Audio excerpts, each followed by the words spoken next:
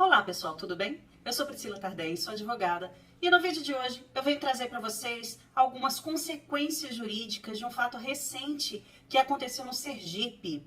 Policiais rodoviários federais acabaram matando um homem no que a gente está ouvindo a imprensa chamar de câmara de gás. E é com base nas informações divulgadas pela imprensa até a data de hoje que eu vou tecer as minhas considerações aqui a respeito desse crime. Para contextualizar o caso, eu vou fazer aqui um breve resumo e eu estou levando em consideração as informações que foram veiculadas pelo site da Band e também pelo site do G1.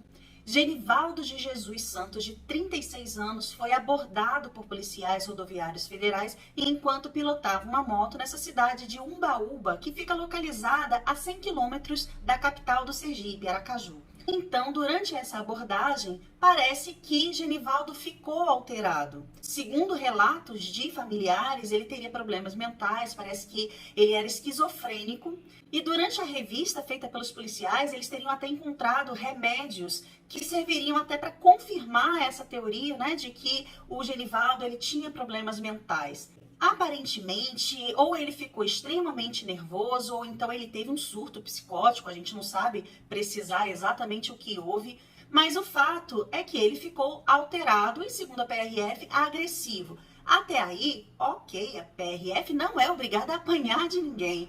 Então, os policiais tinham sim o direito de conter aquele agressor, desde que fizesse isso moderadamente. A legítima defesa, ela vale, obviamente, para policiais também. Só que é certo que não pode levar à morte de ninguém, principalmente do jeito que foi feito.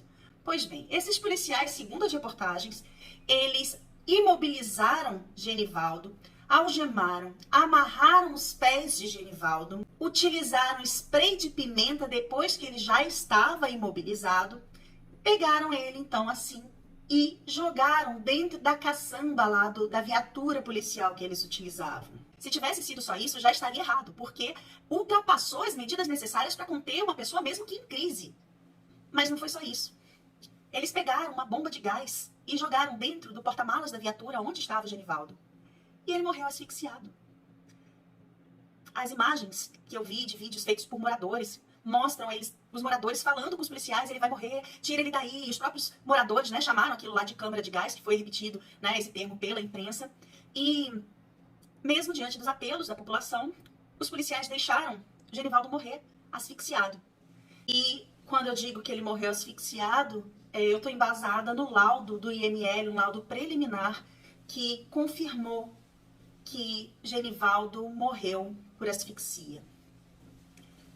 O fato é duro de ouvir nos dias de hoje, porque é impossível não remeter à lembrança do Holocausto, da morte nas câmaras de gás, e também de fato recente, como a morte do George Floyd nos Estados Unidos, que gerou até aquela campanha mundial Black Lives Matter, que significa que vidas pretas importam.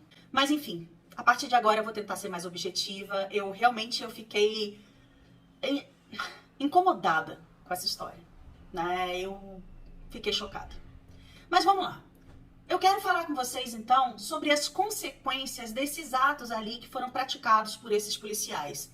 Eles estavam ali no exercício da atividade deles, eles tinham o direito de se protegerem de qualquer agressão que viesse, só que a legítima defesa, já tem vídeo aqui no canal em que eu explico isso, ela está limitada à interrupção daquela agressão iminente ou então da agressão que estiver acontecendo naquele momento. Então não cabe mais a alegação de legítima defesa dos policiais a partir do momento que Genivaldo já estava completamente imobilizado ali e não oferecia mais nenhum tipo de risco nem a si mesmo, nem aos policiais e nem a terceiros.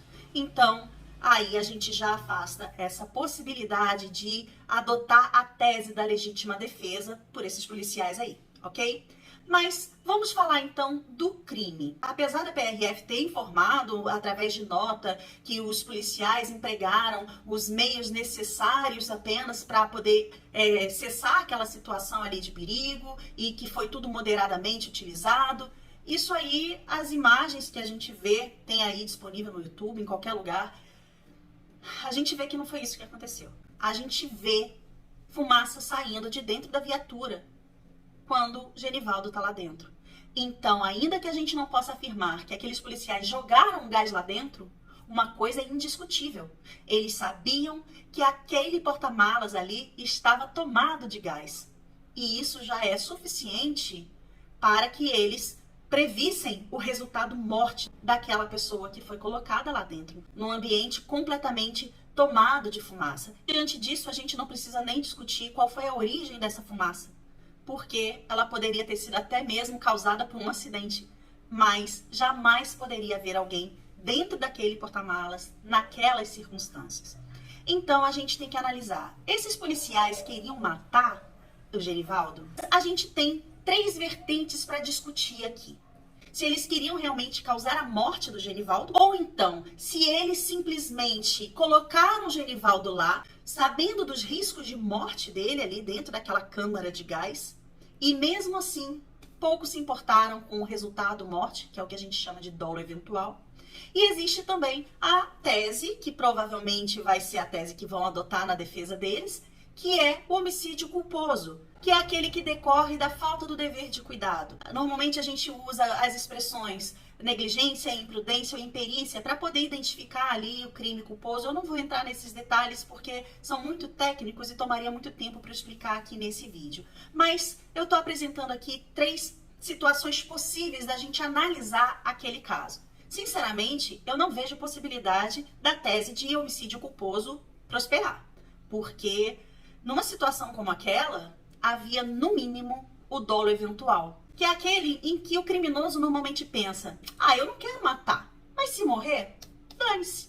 E esse tem a mesma pena do crime que é cometido com a intenção de matar, que foi aquela primeira opção que eu coloquei aqui e que, sinceramente, eu acho que não tem como correr disso. É isso que eu vi, pelo menos, eu não sei se eu estou tomada pela emoção, eu não vejo possibilidade de alguém com grau de conhecimento ali dos policiais rodoviários federais imaginar que uma pessoa sobreviveria a um confinamento num ambiente tomado por gás. Então, tecnicamente, há aí um dolo, que é a intenção de matar, ou o dolo eventual, que é aquele que eu expliquei, que tanto faz se matar ou não.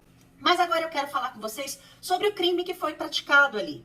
O nosso Código Penal, ele prevê que é crime matar alguém. É claro que existem algumas situações que justificam esse crime, como a legítima defesa, que todo mundo conhece. Mas a gente já viu ali que não tem como alegar legítima defesa de jeito nenhum. Então uma coisa a gente já sabe, houve ali um homicídio doloso. Só que o homicídio ele pode ser simples e ele pode ser qualificado. E nesse caso aí, eu vejo pelo menos 3 qualificadoras. Se você estiver assistindo esse vídeo aqui no futuro, me perdoe se houver novos fatos ali que venham à tona e que acabem desmentindo parte do que eu estou falando aqui. Mas hoje eu estou trabalhando com o que eu tenho. Para início de conversa, a gente tem ali um homicídio praticado por asfixia. A gente tem, dentro da medicina legal, que é um dos ramos aí que envolve a medicina e o direito, as definições do que é asfixia. A asfixia pode ser mecânica, que é com o emprego de alguma coisa que impede que a pessoa respire, ou então ela pode ser uma asfixia química, que foi o caso ali do que aconteceu com o Genivaldo. Eu vou dar aqui alguns exemplos só para você entender, dentro da lógica do direito, o que é essa morte por asfixia. Um exemplo de asfixia mecânica é a esganadura, que é quando você usa a sua própria mão para poder matar alguém sem deixar ela respirar. Outro exemplo seria o estrangulamento. Eu vou pegar aqui um objeto qualquer, estou com uma corrente aqui. Então seria o caso de você pegar um objeto, pode ser corrente, pode ser corda, pode ser um fio, aperta com a sua própria força para também impedir que essa pessoa respire. Outro exemplo que todo mundo conhece é o enforcamento, que é quando você usa ali a gravidade que vai te ajudar a causar essa asfixia na pessoa. A gente tem ainda a sufocação, a gente tem também o afogamento. Se você segurar alguém com a cabeça na água, você está também impedindo ela de respirar e aí a pessoa vai morrer por asfixia. Esses são os exemplos de asfixia mecânica. Foi isso que aconteceu com o Genivaldo? Não, eu só estou aproveitando aqui o tema para poder explicar e trazer um pouco mais de conhecimento para vocês. O que aconteceu com o Genivaldo foi uma asfixia tóxica.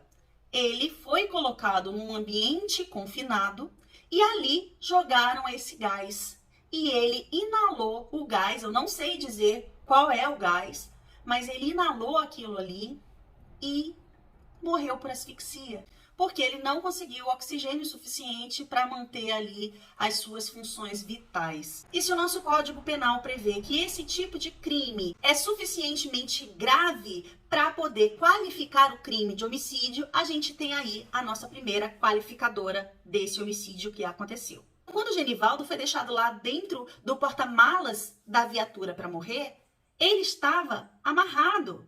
Ele estava algemado, com as pernas amarradas, ele não tinha como se defender, ele não tinha nem como tentar escapar dali. Então eu vejo também que a gente tem aí mais uma qualificadora, porque o Código Penal, ele também prevê que o crime praticado de modo que impeça que a vítima se defenda é também um homicídio qualificado. Agora vamos à terceira qualificadora que eu enxerguei aí nesse caso, que decorre do motivo.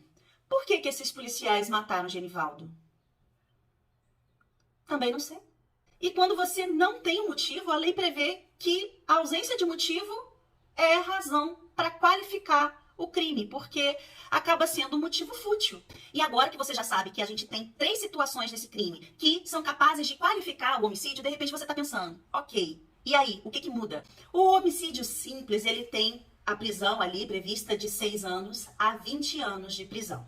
Quando você tem uma qualificadora, você aumenta essa pena do homicídio para 12 anos até 30 anos, mas para isso basta uma qualificadora. Quando você tem mais de uma qualificadora, o que acontece? Você não vai ter outra pena base, que é como a gente chama, né? Esse mínimo até o máximo. Você vai utilizar essas outras qualificadoras como razão para aumentar a pena entre o mínimo e o máximo. Se a gente tem o mínimo de 12 anos e o máximo de 30, existem algumas circunstâncias ali que vão ser analisadas para poder definir se aquela pessoa que foi condenada vai cumprir 13 anos, 14, 20, 25 ou 30. Essa aplicação da pena é chamada em direito de dosimetria. É um cálculo muito interessante, mas é extremamente técnico e infelizmente não dá para explicar aqui. Sempre aparece alguém para dizer: Priscila, você está invertendo os papéis, bandido tem que morrer, policial que mata bandido é herói. Olha, eu acho que os policiais realmente não devem morrer em serviço, isso aí eu concordo, e se tiver necessidade de matar, que morra o bandido. Mas pensa comigo, eu não vi, pelo menos não nas notícias que foram veiculadas, nenhuma justificativa para ter havido ali uma legítima defesa desses policiais e muito menos que uma legítima defesa leve às consequências que levou. Então, eu acho realmente que esses policiais erraram feio. Acho que eles devem ser imediatamente afastados das suas atividades até que haja aí uma apuração detalhada, porque uma coisa é o que narram, outra coisa é o que a gente vê, inclusive nos vídeos. E isso aí é algo que me preocupa muito, porque com a história de que bandido tem que morrer, amanhã quem pode ser taxada como bandido pode ser eu, pode ser você que está me assistindo. Quem é que vai fazer essa classificação de quem é bandido e quem não é bandido? Nesse caso, Genivaldo reagiu à abordagem policial. Genivaldo estava certo? Claro que não. Mas Genivaldo merecia morrer por isso? Eu também entendo que não.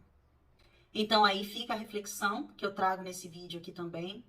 E era isso que eu tinha por hoje. Eu fico por aqui e a gente se vê na próxima. Até lá!